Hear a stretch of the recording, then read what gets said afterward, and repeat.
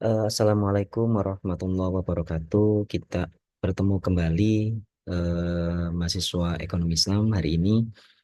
Eh, untuk materi kita hari ini adalah melanjutkan materi yang sebelumnya, yaitu kita akan mencoba untuk membahas tentang ad-daruru yuzalu, salah satu kaidah hukum ekonomi Islam yang bisa digunakan untuk membentengi kita melaksanakan kegiatan ekonomi sehari-hari. Perlu kita pahami bersama bahwa ad-daruru yuzalu itu merupakan salah satu kaidah yang kemudian dari kaidah ini mengarahkan kita, mengatur kita atau bisa kita gunakan sebagai pijakan jangan sampai kegiatan ekonomi yang kita lakukan itu akan memberikan kerugian kepada diri kita ataupun kepada orang lain. Nah, ad-daruru yuzalu itu sendiri merupakan salah satu konsep dalam kaidah fikih yang kemudian tujuannya adalah membentengi. Jangan sampai kemudian eh, bahaya-bahaya yang muncul dalam setiap kegiatan ekonomi itu akan memberikan dampak negatif bagi pertumbuhan ekonomi, bagi kegiatan ekonomi, ataupun bagi situasi dan kondisi ekonomi masyarakat.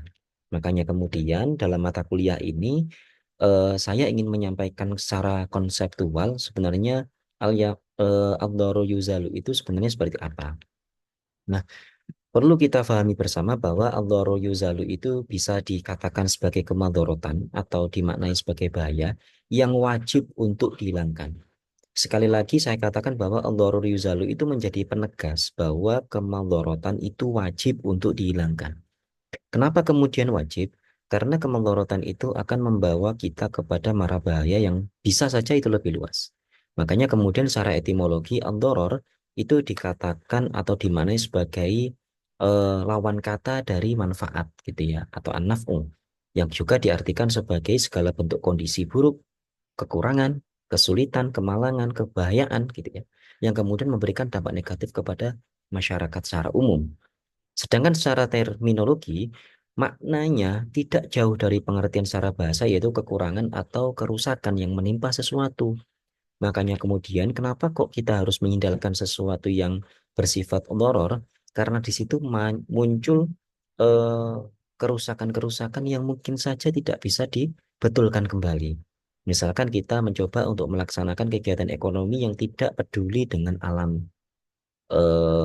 dengan alam sekitar kita, kita melakukan eksploitasi dengan cara yang berlebihan, kita kemudian melakukan pertambangan dengan cara yang berlebihan, kemudian kita tidak bisa menjaga itu sehingga muncul bencana-bencana yang turun kemudian hari.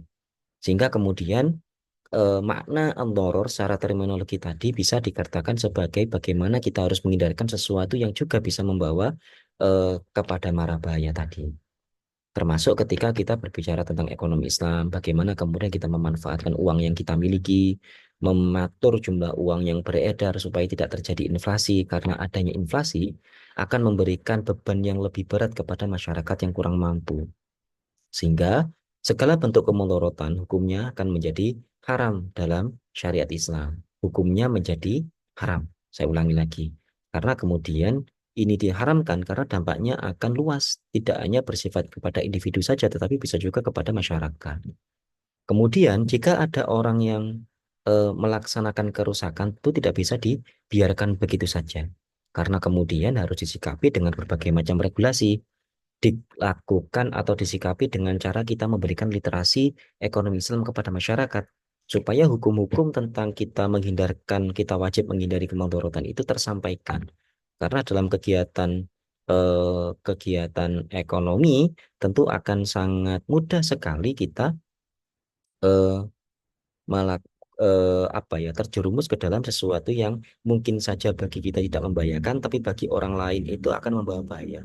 Misalkan kita melakukan kegiatan apa namanya itu memberikan gratifikasi gitu ya. Gratifikasi itu mungkin bentuk hadiah kita kepada orang yang membantu kita. Tapi mungkin saja dengan gratifikasi itu kemudian ada dampak-dampak turunan yang kemudian dari turunan itu membahayakan orang lain meskipun bagi kita itu menguntungkan. Nah, makanya kemudian eh, wajib hukumnya untuk mencegah timbulnya segala kemudaratan yang akan terjadi atau tindakan preventif. Apa tahu kalau cara makosid syariah disebut dengan sat al-dariyah gitu ya. Sebagaimana syariat Islam ini juga mengharuskan untuk menghilangkan kemudaratan yang terjadi.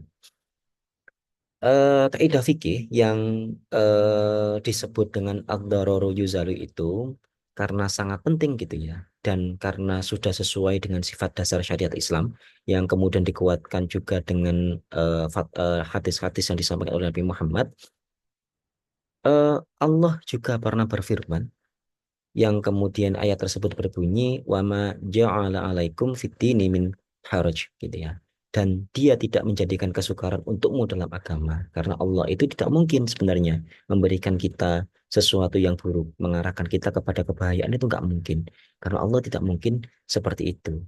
Sehingga karena dengan cakupan luasnya hukum tentang ad-dharuru yuzalu ini, kemudian banyak ulama itu yang merumuskan kaidah yang disebut dengan ad-dharuru yuzal.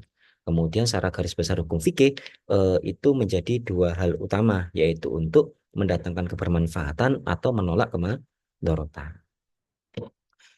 Al-Darur Yuzalu itu juga menggambarkan betapa tinggi kedudukan dan pentingnya kaidah fikih, gitu ya. Karena memang eh, Imam Asyuyuti itu pernah menjelaskan bahwa tidak banyak hukum fikih gitu ya, yang kemudian terlahir dari kaidah Ad-Darur Yuzalu. Nah, sehingga dengan adanya kaidah-kaidah ad-darur yuzalu ini harapannya adalah hukum fikih itu bisa menjadi benteng bagi kita ketika kita melaksanakan kegiatan ekonomi.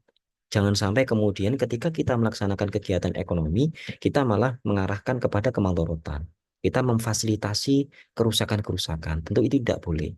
Sehingga ad-darur yuzalu itu kita gunakan di berbagai macam lembaga, di berbagai macam aspek ekonomi, misalkan bisa di lembaga keuangan syariah, lembaga bisnis syariah, lembaga ekonomi syariah, yang semuanya muaranya adalah kemaslahatan umat.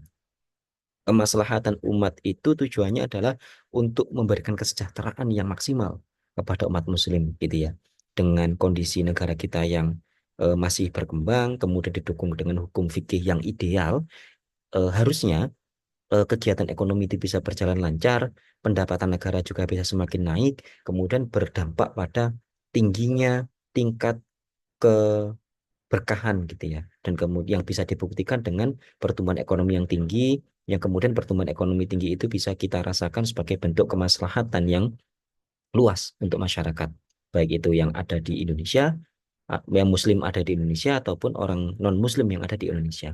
Karena ad-darur yuzalu itu ketika kita terapkan dan kita implementasikan dengan baik, kita akan bisa memberikan maslahah kepada banyak umat gitu ya.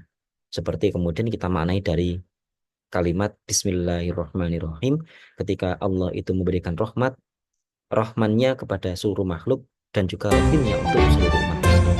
Begitu untuk materi Ad-Darul Yuzal pada video kali ini. Nanti di akhir video ada bahan diskusi yang harus teman-teman diskusikan dengan kelompoknya. Kemudian ketika diskusi sudah selesai, kemudian dilaporkan dalam bentuk laporan artikel, di mana artikel itu nanti harus terkirim sebelum pertemuan minggu depan dimulai. Mungkin itu, terima kasih banyak. Akhirul kalam, wallahul muwaffiq ila aqwamit thoriq. Wassalamualaikum warahmatullahi wabarakatuh.